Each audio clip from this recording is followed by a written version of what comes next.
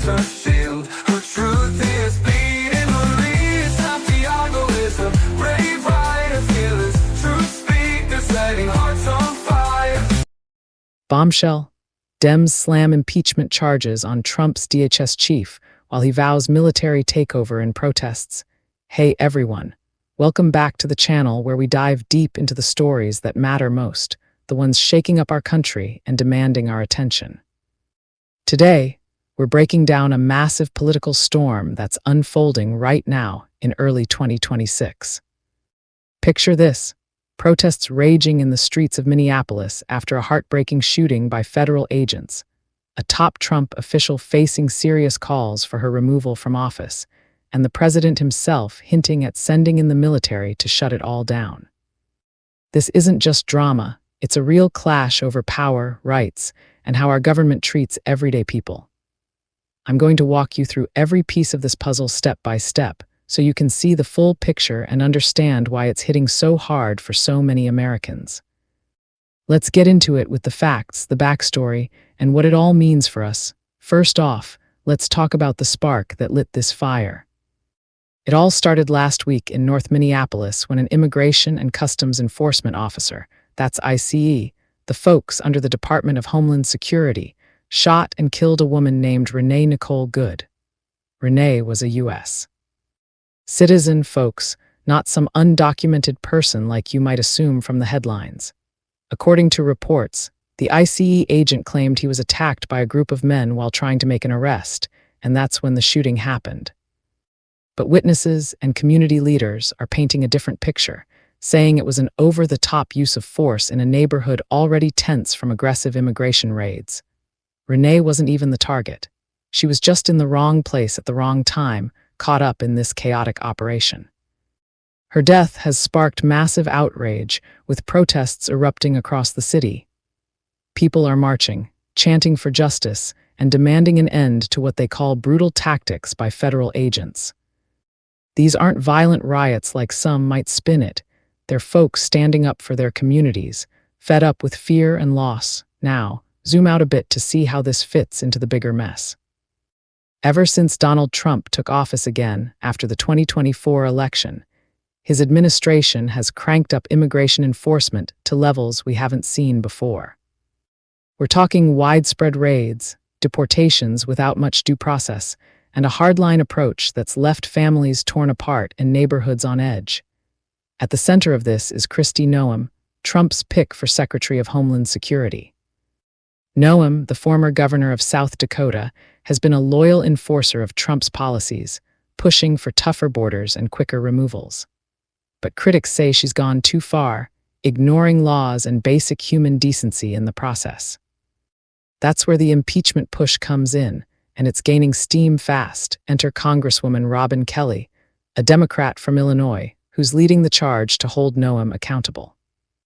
On January 14, 2026, Kelly stood up in the House of Representatives and introduced 3 articles of impeachment against Noem. Let me explain what that means in simple terms. Impeachment is like a formal accusation that a high official has broken the rules badly enough to get kicked out of their job. It's not a criminal trial, but it's the first step toward removal if the House votes yes and then the Senate convicts. Kelly's articles lay out some serious charges.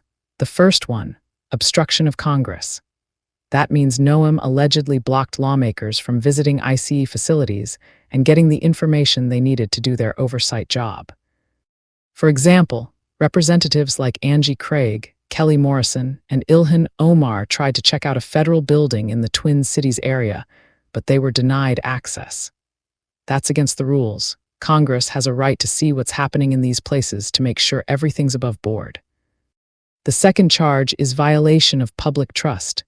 This one's about how Noem's directives have led to arrests without warrants, rough treatment of people, and other actions that erode faith in government.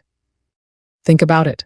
When federal agents show up in communities, guns drawn, and things go wrong like in Renee's case, it makes everyone question if the system is fair or just out to punish. Kelly and her supporters argue that Noem's pushing an agenda that's heartless and dangerous, leading to real harm and even deaths. And the third article accuses Noem of self-dealing, basically, using her position for personal gain or to advance political favors, which ties back to how she's aligned so closely with Trump's broader goals. What's powerful here is that Kelly isn't alone. As of now, over 70 Democratic lawmakers have signed on to support these impeachment articles. That's a big number, showing real momentum within the party. Even some from states like Minnesota and Oregon are jumping in, like Reps. Angie Craig and Kelly Morrison, who saw the issues firsthand. But here's the tough reality. The House is controlled by Republicans with a slim majority, so getting this to a vote, let alone passing it, is an uphill battle. Still, this move sends a strong message. Democrats are fighting back against what they see as abuses of power. It's not just symbolic. It's a call to action for accountability in a time when immigration policies are dividing the nation. And speaking of division, let's shift to President Trump's response, because it's escalating things to a whole new level. As protests in Minneapolis grow, with people demanding justice for Renee and an end to aggressive ICE tactics, Trump has threatened to invoke the Insurrection Act. What is the Insurrection Act, you ask? It's an old law from 1807 that lets the president deploy U.S. military troops domestically to handle unrest, like riots or rebellions, without needing approval from governors or Congress in some cases. Trump says he wants to put an end to the protests, framing them as out-of-control chaos that local leaders can't handle. Minneapolis Mayor Jacob Frey has called the situation not sustainable, but many see Trump's threat as overreach, a way to flex federal muscle and silence dissent. Remember, this isn't the first time Trump has dangled the Insurrection Act. He talked about it during the 2020 protests after George Floyd's death, right in the same city. Back then, it didn't happen, but now, with him back in the White House, the stakes feel higher. Critics, including homeless advocates and civil rights groups, worry this could lead to martial law-like scenarios where soldiers patrol American streets, curbing free speech and assembly. It's scary stuff, especially when tied to immigration enforcement that's already sparking violence. Trump defenders might say it's about law and order, but from where I'm standing, it looks like a power grab to crush opposition and push a hard-right agenda. Now, let's connect the dots on why this matters to all of us, no matter where we live. Immigration isn't just a border issue. It's about how we treat people in our own backyards. Under Trump and Noem, policies have ramped up deportations, even targeting long-time residents and citizens in mix-ups. Renee's shooting highlights the human cost: a life lost, a family shattered, and communities traumatized. The impeachment effort is Democrats saying, enough is enough, we won't let this slide. But with Republicans in control, it might stall unless public pressure builds. And Trump's Insurrection Act talk. It raises big questions about democracy. Do we want a president who turns the military on protesters instead of addressing root causes like unfair policies and lack of oversight? This story is unfolding fast, with more lawmakers possibly joining the impeachment push and protests potentially spreading. It's a reminder that our government works for us, not the other way around. If you're feeling fired up, reach out to your representatives, join local advocacy groups, or just spread the word. We can't stay silent when lives are on the line. GOP bombshell. Trump could face impeachment and ouster over Greenland invasion threat. We must stop this madness. President Donald Trump's obsession with taking over Greenland, and how even some Republicans are now saying it could lead straight to his impeachment and removal from office. This isn't just some far-fetched rumor. It's a brewing crisis that's got lawmakers on both sides sounding the alarm. I'm going to lay it all out for you in plain English, step by step, so you can grasp why this matters, how we got here, and what it means for everyday Americans like you and me. We'll explore the history, the current threats, the bipartisan pushback, and why someone truly needs to step in before this spirals out of control and harms innocent people. Buckle up, this is a deep dive, but I'll make it straightforward and powerful because you deserve the full truth. Let's start at the beginning to make sure everyone is on the same page. Greenland is this massive island in the Arctic, technically part of Denmark, but with its own government and a lot of independence. It's huge, the biggest island in the world, and it's got tons of natural resources like minerals, oil, and gas, plus strategic spots for military bases because of its location near the North Pole. Back in 2019, during his first term, Trump floated the idea of the United States buying Greenland from Denmark. He treated it like a real estate deal, saying it would be great for national security. Denmark said no way, it's not for sale, and the whole thing became a big joke in the media, with people calling it absurd. But Trump didn't let it go. He canceled a trip to Denmark over it and kept pushing the narrative that America needs control there to counter threats from countries like China and Russia, who are eyeing the Arctic for their own gains as ice melts due to climate change. Fast forward to now, early 2026, and Trump is back in the White House after winning in 2024. His fixation on Greenland hasn't faded, if anything, it's gotten more intense. Just in the last few weeks, Trump has ramped up his rhetoric, saying anything less than full U.S. control of Greenland is unacceptable. He's met with top officials, including Vice President J.D. Vance and Secretary of State Marco Rubio, to discuss ways to make it happen. Reports are coming out that he's even ordered special forces to plan what he calls a possible invasion. That's right, not just buying it, but potentially using military force to seize it. This isn't coming from some anonymous source. It's detailed in official statements and leaks from inside the administration. For example, on January 12, 2026, Greenland's government put out a strong statement rejecting any U.S. pressure, and Trump responded by hinting that America might do something whether they like it or not. This has set off alarm bells worldwide because Greenland is a sovereign territory, and invading it would be a massive violation of international law. Now, why is this so dangerous? Let's break it down simply. First, Greenland has about 56,000 people living there, mostly Inuit communities who have called it home for centuries. These are real folks with families, homes, and livelihoods tied to fishing, mining, and tourism. If Trump pushes for an invasion or even heavy-handed hybrid warfare, that's a fancy term for things like economic pressure, cyber attacks, or covert operations. It could disrupt their lives terribly.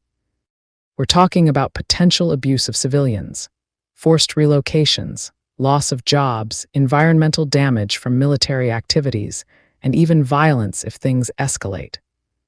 America has a military base there already, called Thule Air Base, but expanding that into full control could mean treating Greenland like a colony, ignoring the rights of its people. Trump's team claims it's about stopping China and Russia from getting a foothold, but critics say that's just an excuse to grab resources and power. This isn't protecting America. It's risking our reputation and alliances, potentially destroying lives in the process. Enter the Republican who's dropping the bombshell on impeachment. This comes from Representative Don Bacon, a Republican from Nebraska who served 5 terms and isn't afraid to speak his mind. In a recent interview with the Omaha World-Herald, Bacon didn't mince words. He called Trump's Greenland talk utter buffoonery. That's a polite way of saying it's ridiculous and foolish. More importantly, he said flat out that if Trump actually orders an invasion, there would be enough support in the House, including from Republicans, to impeach him. Impeachment, remember, is when Congress charges a president with serious wrongdoing, like abuse of power or violating the Constitution. If the House votes to impeach, it goes to the Senate for a trial, and if convicted, the president gets removed from office. Bacon, who's not running for re-election, admitted he'd lean that way on supporting impeachment if it came to military action. This is huge because it shows cracks in the GOP. Not everyone is blindly following Trump. Even Senate Minority Leader Mitch McConnell has chimed in, calling an invasion disastrous for U.S. alliances, saying it would burn bridges with loyal partners like Denmark, who's a NATO ally. But it's not just talk from 1 or 2 Republicans. There's real action happening in Congress to stop this. Take Senators Lisa Murkowski, a Republican from Alaska, and Jeanne Shaheen, a Democrat from New Hampshire. They've teamed up on a bipartisan bill called the NATO Unity Protection Act. What does this do? It blocks the use of defense or State Department money for any attempt to occupy, annex, or control Greenland or any other NATO member's territory. That's smart because Denmark is in NATO, so messing with Greenland could drag the whole alliance into chaos. Murkowski and Shaheen are saying enough is enough. We can't let Trump turn America into a bully on the world stage. Other Republicans are vowing to block any seizure, and even in online forums like Reddit, people are discussing how this could end NATO if Trump pushes too far. Polls show most Americans oppose military action. Even Republican voters prefer trying to buy it over invading, but overall, it's unpopular because it feels like overreach. Let's connect the dots on how this is destroying America from the inside. Trump's Greenland push isn't isolated. It's part of a pattern of abusing power and putting civilians at risk.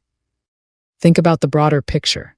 His hardline immigration policies leading to protests and threats of the Insurrection Act, wage garnishments hitting struggling families, and now this foreign adventure that could spark a new Cold War in the Arctic.